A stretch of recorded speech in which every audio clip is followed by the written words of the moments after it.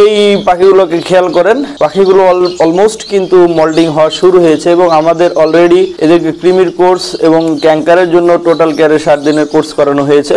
এখন তাদের পানিতে যেটি চলছে ক্যালসিয়াম AD3 ইসাল এবং প্যানামিন এবং একটি প্রোবায়োটিক চলছে এভিগার্ড। দেখেন এই পাখিগুলো কিন্তু মল্টিং এ চলে আসছে এবং এগুলোর বয়স অ্যারাউন্ড 3 মাস, 4 মাস, 1 মাস 1.5 মাস হতে হতে কিন্তু এদের মল্টিং ইনশাল্লাহ কমপ্লিট হয়ে যাবে। এখানে সব গ্রিন ব্যাক এবং ব্লু ব্যাকের বাচ্চা আছে, ইয়েলো ব্যাক এবং অন্যান্য পাখিগুলো অন্য জায়গায় আছে। আমি আপনাদের দেখাচ্ছি যে এদের বয়স মল্টিং এর বয়স হয়েছে অ্যাকচুয়ালি। অনেকে আমার কাছে জানতে চেয়েছেন যে মল্টিং এর সময় সঠিকভাবে কিভাবে পাখির কেয়ার করা যায়। অনেকেই মল্টিং এর সময় পাখির নানা ধরনের সমস্যা হয়, সময় মতো পাখি মল্টিং এ আসে না এবং সম্পূর্ণভাবে মল্টিং শেষ হওয়ার আগেই অনেক পাখি মারা টারা যায়। এইসব বিষয়ে আমার কাছে জানতে চেয়েছেন। আজকের এই ভিডিওতে আমরা কথা বলবো বুলবুল ভাইয়ের মল্টিং কেয়ার নিয়ে, অর্থাৎ আমি কিভাবে পাখিকে মল্টিং এর সময় কেয়ার করি সেই সব বিষয়ে আজকের এই ভিডিওতে কথা বলবো। ভিডিওটি শুরু করার আগে যারা এখনো আমাদের Finch king YouTube channel subscribe করেননি অথবা আমাদের Facebook page Finch king follow করেননি, তারা এখনই আমাদের ইউটিউব চ্যানেল সাবস্ক্রাইব করুন এবং আমাদের Facebook page Finch king follow করুন। যারা অলরেডি সাবস্ক্রাইব করেছেন এবং Facebook page Finch king follow করেছেন, থ্যাংক ইউ সো মাচ।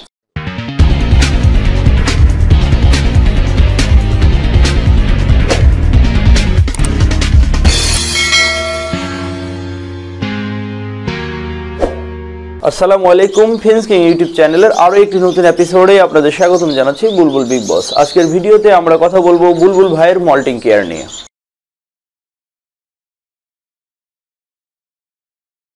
প্রথমে জেনে নেওয়া যাক যে মল্টিং কি।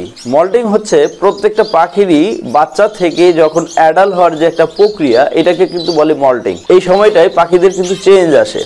যেমন আপনি গোল্ডিয়ান যদি দেখেন, ছোট অবস্থায় কিন্তু তারা জাস্ট স্রেফ একটা কালার থাকে, গ্রিন তো গ্রিন, ইয়েলো তো ইয়েলো, ব্লু তো ব্লু, কিন্তু এরপরে তাদের মাথার কালার, চেস্টের কালার এবং ব্যাক সাইডের কালার কিন্তু ধীরে ধীরে চেঞ্জ হয়। এই যে চেঞ্জ হওয়ার যে প্রক্রিয়াটা, এই প্রক্রিয়াটাকে কিন্তু মল্টিং বলে। আর এই মল্টিং এর সময় যে কেয়ার করতে হয়, আজকের ভিডিওতে আমরা সেভাবে কিন্তু বিস্তারিত কথা বলবো।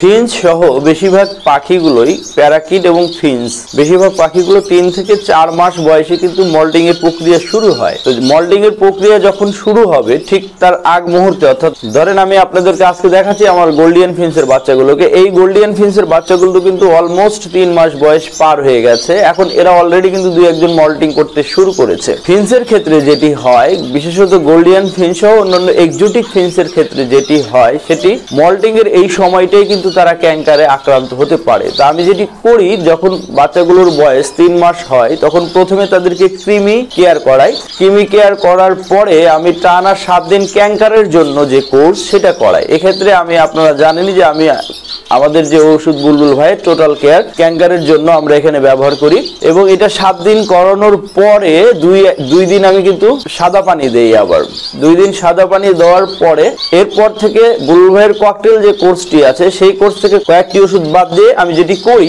ক্যালসিয়াম AD3, প্যানামিন এবং ইসেল এবং প্রোবায়োটিক, এই 4টি দিয়ে টানা প্রতি সপ্তাহে প্রায় 4 দিন এভাবে টানা মল্টিং শেষ হওয়া পর্যন্ত কিন্তু আমি তাদেরকে দিতে থাকি।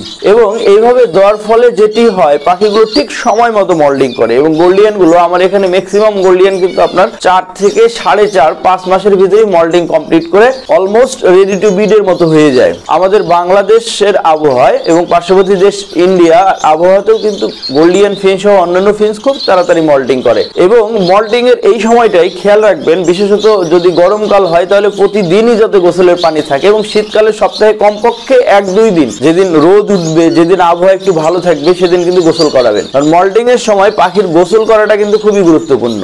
তো পুরো বিষয়টা যদি আমরা সাম আপ করি তাহলে যেটি দাঁড়াচ্ছে যে প্রথমে আমি ক্রিমির কোর্স করাই, ক্রিমির কোর্স করানোর পরে ক্যাঙ্কারের জন্য কোর্স করাই, ক্যাঙ্কারের কোর্স করানোর পরে আমি তাদেরকে ভিটামিন মিনারেল সাপোর্ট দিই, যেটি আমি বলছিলাম। ক্যালসিয়াম 1 লিটারে আমি 5 ml দেই, AD3 আমি 1 লিটারে 2.5 ml দেই এবং প্যানামিন আমি 1 লিটারে 1 ml দেই, ইসেল আমি 1 লিটারে 1 ml দেই এবং যে কোনো একটি প্রোবায়োটিক, এক্ষেত্রে আমি সবচেয়ে ভালো যে রেজাল্ট পেয়েছি সেটা হচ্ছে এভিগার্ড। এই প্রোবায়োটিকটি আমি 1 লিটারে 3 গ্রাম দেই এবং এটা প্রতি সপ্তাহে 4 দিন দেই এবং বাদবাকি 3 দিন কিন্তু তাদের কি করি, বাদবাকি 3 দিন তাদের সাদা পানি দেই। এছাড়া যে 3 দিন সাদা পানি থাকে সেই 3 দিন কিন্তু আমি তাদেরকে এগ ফুড প্রোভাইড করি। একটা ডিমের সাথে মানে চিনিমুক্ত বিস্কুটের গুঁড়া এবং সাথে অল্প একটু গুজি তিল এবং তাতে প্রোবায়োটিক মিশিয়ে আমি কিন্তু বাদবাকি 3 দিন তাদেরকে দেওয়ার চেষ্টা করি। এইভাবে যদি আপনি কেয়ার করেন তাহলে আপনার পাখিগুলো খুব তাড়াতাড়ি মল্টিং হবে, কারণ মল্টিং এর সময় পাখি কিন্তু খুব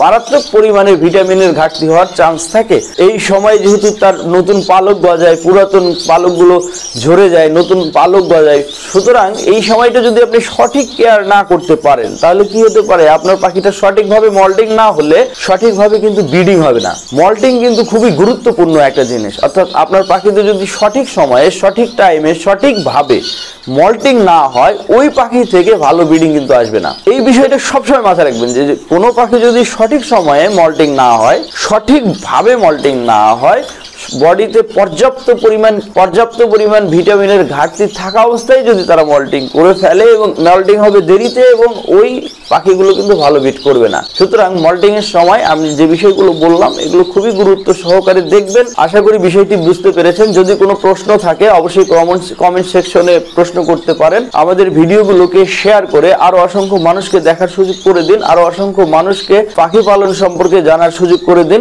অনেক ধন্যবাদ আজকের ভিডিওটি এত মনোযোগ দিয়ে এতক্ষণ দেখার জন্য। ভালো থাকবেন, সুস্থ থাকবেন, ফিঞ্চ কিং ইউটিউব চ্যানেল দেখতে থাকবেন। আসসালামু আলাইকুম ওয়া রাহমাতুল্লাহ।